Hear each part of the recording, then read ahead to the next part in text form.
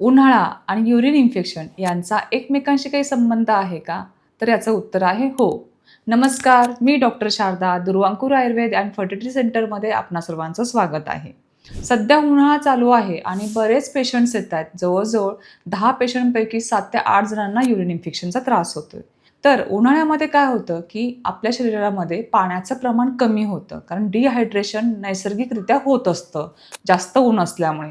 मग त्यामुळे काय होतं, की युरिन ही आपली कॉन्सन्ट्रेशनमध्ये होते. म्हणजे युरिन पाणी कमी पिल्यामुळे किंवा घामावाटे पाणी आपल्या शरीरातनं निघून गेल्यामुळं युरिनचं कॉन्सन्ट्रेशन वाढतं.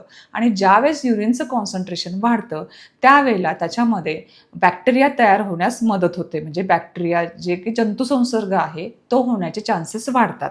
आणि त्यामुळं आपल्याला युरिनचं इन्फेक्शन होत असतं. थोडक्यात काय, उन्हाळा आणि युरिन इन्फेक्शन यांचा संबंध तुम्हाला समजलाच असेल. तर आता याच्यावर आपण उपाय काय करू शकतो, की आपण काय काळजी घेतली पाहिजे? तर आपण पाणी जास्त पिलं पाहिजे.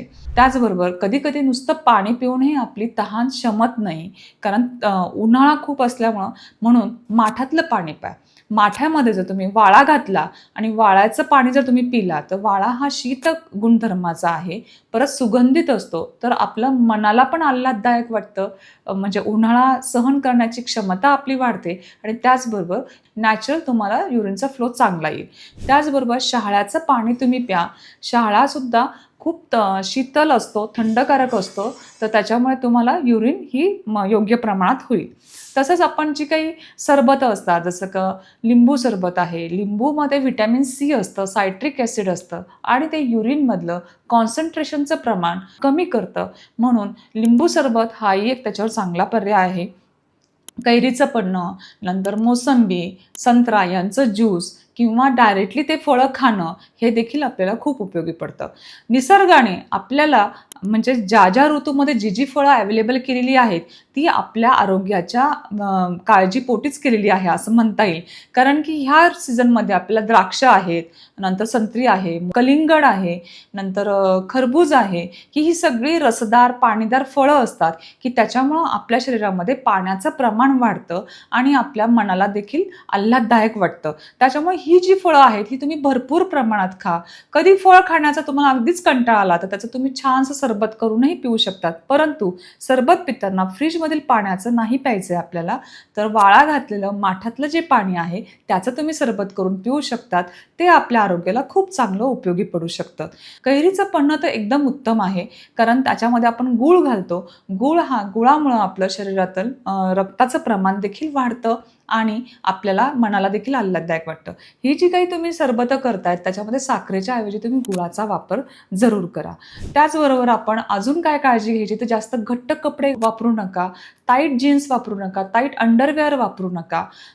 दिवसातून 2 वेळा तुम्ही कपडे चेंज करा. सुती, हलके, सैलसर आणि थोडे हलक्या रंगाचे कपडे, जसं की पिवळा रंग आहे, गुलाबी रंग आहे, पांढरा रंग आहे, की जे जास्त उष्णता शोषून घेतात, असे कपडे तुम्ही वापरू शकतात. काळ्या रंगाचे, लाल रंगाचे कपडे तुम्ही जास्त वापरू नका, की त्याच्याने उन्हाळा आपल्याला जास्त जाणवतो, कारण शरीरात हीट निर्माण होते.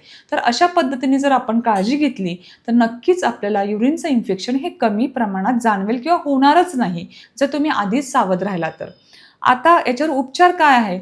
तर उपचारांचा विचार करताना जर आपल्याला युरिन इन्फेक्शन झालं, म्हणजेच युरिनमध्ये बॅक्टेरिया तयार झाले, जंतुसंसर्ग झाला, तर यामुळे आपल्याला लक्षणं काय-काय दिसतात? तर सर्वात महत्त्वाचं आपला जो पेल्विक एरिया आहे, म्हणजे लोअर ॲब्डोमेन, त्याच्यामध्ये आपल्याला पेन्स जाणवतात, वेदना जाणवतात, थंडी ताप येऊ शकतो, वारंवार लघवीला आपल्याला लागू शकते, लघवी करताना जळजळ होऊ शकते, थेंब-थेंब लघवी होऊ शकतात. ही सर्व लक्षणं आपल्याला जाणवत असतात उन्हाळ्यामध्ये. तर जर तुम्हाला थंडी ताप आला, म्हणजे तापच जर आला, तर समजायचं की इन्फेक्शन हे जास्त प्रमाणात झालेलं आहे. तर अशा वेळेला आपल्याला अँटिबायोटिक्स हे घ्यावे लागतात. तर योग्य डॉक्टरांच्या सल्ल्याने तुम्ही अँटिबायोटिक्सचा एक 5 दिवसांचा कोर्स तुम्ही करू शकतात. आता युरिन इन्फेक्शनवर आयुर्वेदामध्ये काय उपाययोजना आहे? तर सर्वात महत्त्वाचं आयुर्वेदामध्ये याच्यासाठी खूप छान छान उपाययोजना आहे की जसं की मूत्रद्रव्य की ज्याने लघवी जास्त होईल आणि तुमचा जंतुसंसर्ग कमी होईल. कारण की उन्हाळ्यामध्ये डिहायड्रेशन झालेलं असतं, तर ह्या सर्व औषधांनी तुम्हाला लघवी भरपूर प्रमाणात होते आणि जंतुसंसर्ग आपोआप निघून जातो विदाऊट एनी साईड इफेक्ट, कुठलाही साईड इफेक्ट न होता. तर सर्वात महत्त्वाचं आयुर्वेदामध्ये आपलं दुर्वांकूर आयुर्वेदचं अमृताचंदन हे औषध आहे की याच्यामध्ये चंदन आहे, उशीर आहे, नंतर पुनर्नवा आहे, गोक्षूर आहे, गुलाब पुष्प आहे, कमल पुष्प आहे की जी थंड शरीरामध्ये शीतता निर्माण करतात आणि लघवी तुमची जास्त प्रमाणात तयार करतात. तर ही सर्व औषधं ही अमृताचंदनमध्ये आहे. तर हे सकाळी 2 चमचे आणि संध्याकाळी 2 चमचे आपल्याला घ्यायचं आहे. त्यासोबत सिरप ओपोनिल म्हणून आपलं आहे की त्याच्यामध्ये सुद्धा पुनर्नवा आहे, गोक्षूर आहे, त्रिफळा आहे की तुम्हाला वेगळं अँटीबायोटिक घ्यायचं गरज नाहीये. ह्याच्यामध्येच तुम्हाला नॅचरल पद्धतीने जंतुनाशक औषधं याच्यामध्ये नॅचरली आहे, तर ते तुम्ही घेऊ शकतात कुठलंही अँटीबायोटिक न वापरता. नंतर ही आपली कला म्हणून टॅबलेट आहे की तीही तुम्ही घेऊ शकतात. नंतर इन्फिक्युअर की याच्याने इन्फेक्शन तुमचं दूर होतं. याच्यामध्ये सुद्धा त्रिफळा आहे, गंधक रसायन आहे की त्याच्याने तुमचं इन्फेक्शन कमी होऊ शकतं. आणि अजून एक इम्युअप, जर तुमची प्रतिकारशक्तीच जर चांगली असेल तर तुम्हाला कुठलंच इन्फेक्शन होणार नाही. तर इम्युअप तुम्ही जर सकाळी संध्याकाळ एक एक गोळी घेतली तर तुम्हाला युरिनचं इन्फेक्शन होणारच नाही. आणि झालंच तर तुम्ही उन्हाळ्यामध्ये ह्या गोष्टी वापरू शकतात. आणि उन्हाळ्यात युरिनचं इन्फेक्शन होऊ नये म्हणून कमीत कमी उन्हाळा आहे तोपर्यंत अमृताचंदन आणि सिरप ओपोनिल तुम्ही रेग्युलर घेऊ शकतात. तर ही झाली आपली आयुर्वेदिक उपाययोजना. आता याच्यामध्ये पंचकर्म आणि उत्तरबस्तीचा फायदा होतो का, तर त्याचा देखील तुम्हाला फायदा होत असतो. उत्तरबस्ती केल्याने जे जास्त प्रमाणात युरिन इन्फेक्शन आहे किंवा काही ऑब्स्ट्रक्शन आहे आणि त्याच्यामुळे युरिन तुमची नीट पास होत नाही, जसं की प्रोस्टेट ग्लँड वाढलेली आहे आणि त्याच्यामुळे लघवी साचून राहते आतमध्ये, किंवा स्त्रियांचं युटेराईन प्रोलॅप्स झालेलं आहे म्हणजे गर्भाशयाची पिशवी खाली आलेली आहे आणि त्याच्यामुळे जर तुम्हाला युरिन इन्फेक्शन होत असेल, युरिन साफ होत नसेल, तर त्यासाठी उत्तरबस्ती हा केला जातो.